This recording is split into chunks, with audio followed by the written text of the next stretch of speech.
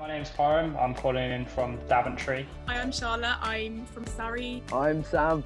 I'm from Kidderminster. Hi, I'm Emily. I'm calling in from Lincolnshire. I'm Felicity and I'm from Surrey. My name's Ewan. I'm calling from London. Hi, I'm Phoebe. I'm from Slough. I'm Yvonne and I'm calling in from Kelvedon in Essex. My name's Lydia. I'm India. I'm from Northamptonshire. I'm Millie Wallace, calling in from Surrey. Hi, I'm Emily. I'm from Cambridge.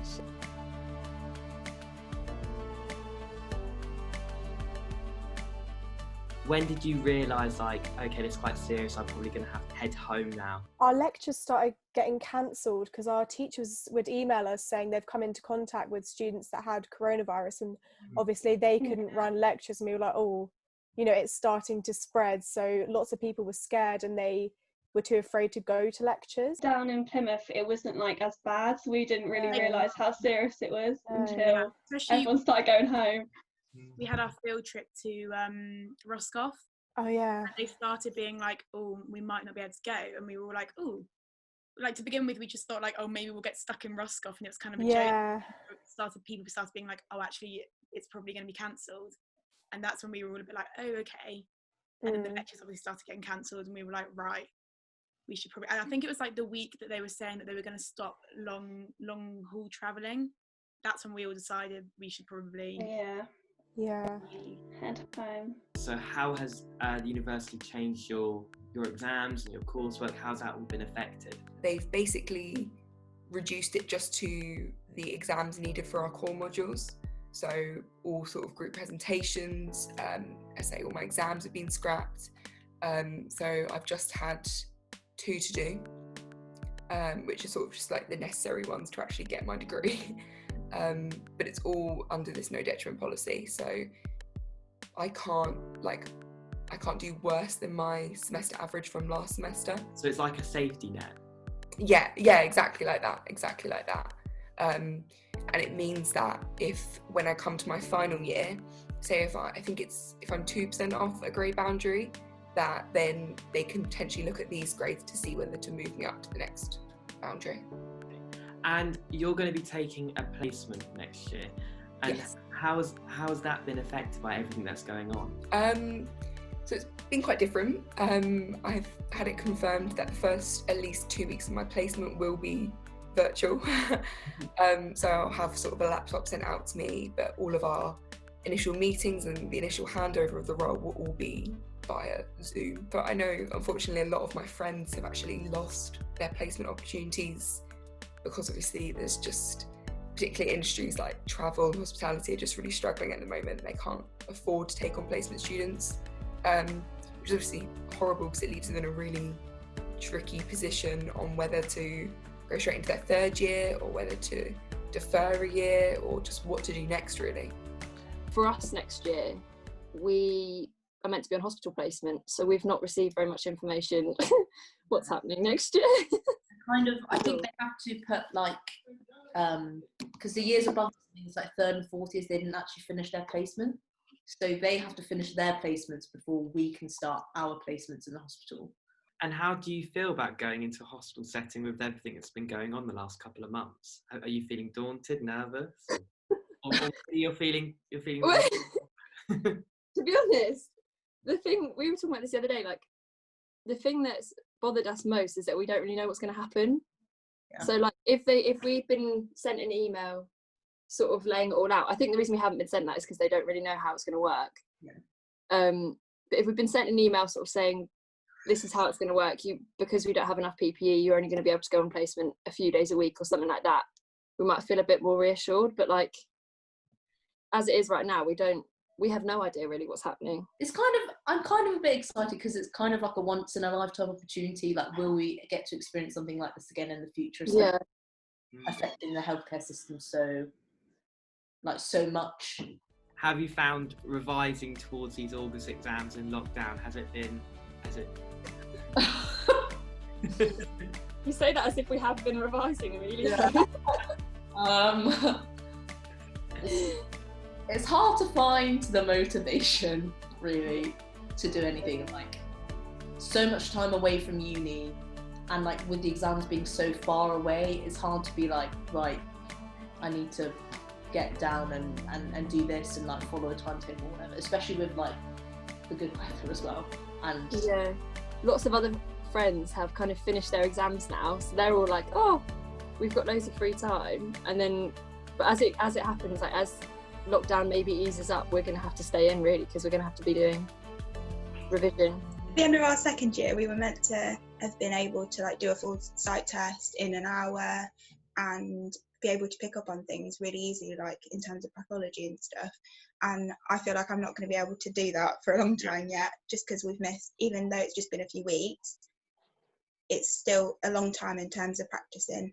And your exams itself over the last couple of months, were they online, and were they changed or modified? Yeah, everything was done online, assessment-wise, and in some cases, learning objectives of that module have to be changed as well to fit the online assessment criteria. What's it like taking an open book exam? How is it different? Obviously, some people might say, "Oh, you've got the book in front of you, so it's automatically easier." No, but it's not. I think the environment that you're in anyway, for us, for example, given the circumstances, we were in our rooms or in our homes, completing these exams. So I guess there was some comfort in the sense that you weren't in an exam hall in rows of people in silence. You could play your music and you had access to all your notes, but at the same time the questions had changed from more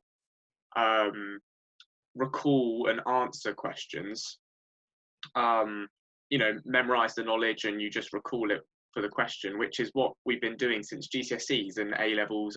All our exams have ever been like that, and suddenly they were changed to more analytical type questions, evaluation type questions, applied knowledge. So that was hard to get used to.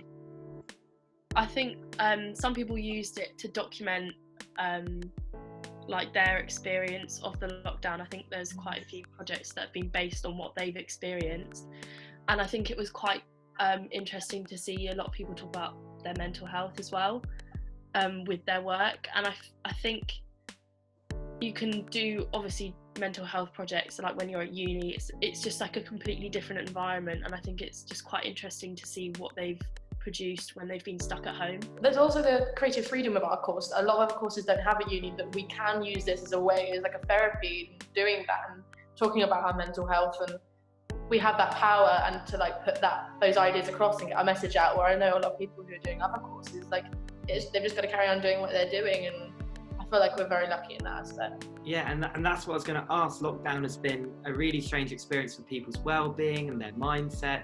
And how has it affected your creativity in any way? I think especially when it first started, I pretty much stopped feeling creative whatsoever, because I was more stressed about what was going to happen, just for everyone in their day-to-day kind of experience.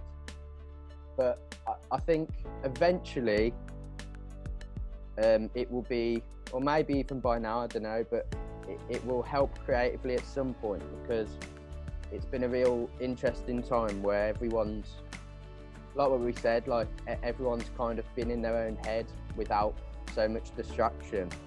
And I think in one way or another that's probably changed you slightly as a person, or affirmed certain values or stuff like that, which I think eventually probably leads to a stronger creative glow. And what's one thing that you feel like you've missed out on over the last couple of months, but on the other hand, one thing that you've been really thankful for being home and whatnot? I just really miss that we didn't get to go and do our diving stuff and like all the practical stuff, because it is quite a practical course. And in particular, a lot of my friends won't be there when I go back, because obviously they're doing 3 years and I'm on a 4-year course. So I'm gutted that I sort of didn't even really get to say goodbye, is the thing. I miss my friends and like seeing everybody, and also like being able to hug my friends. Like it's so sad, like when you go on a socially distanced walk and you're like, okay, bye. I think one thing that's part of the uni culture that I missed was finishing exams and then celebrating with my friends. But I just missed the pub. So oh my God. I've been walking like past pubs and all the beer gardens are empty.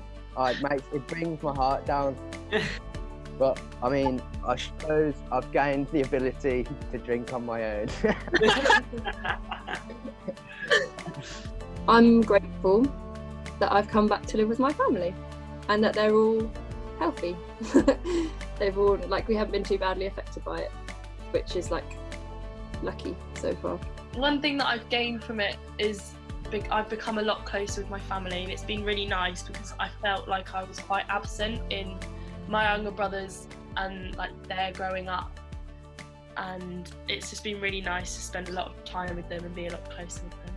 Particularly like my mum, like we go on walks every day together, and I mean, normally in the year I won't see her that much, it will just be home holiday sort of thing. So it's been so nice to have that time to spend with her as well, and even just to have time just to watch Netflix series with her and things. Like, we've really got into The Crown, so we've been watching that every night together, which is just so nice. I'm grateful that I've got to spend more time with my family. I think it's made us realise that next year just really like try and get involved with every single thing that's like available. Never thought we'd say that about our parents. It's very nice to spend time with our parents. Grudging me.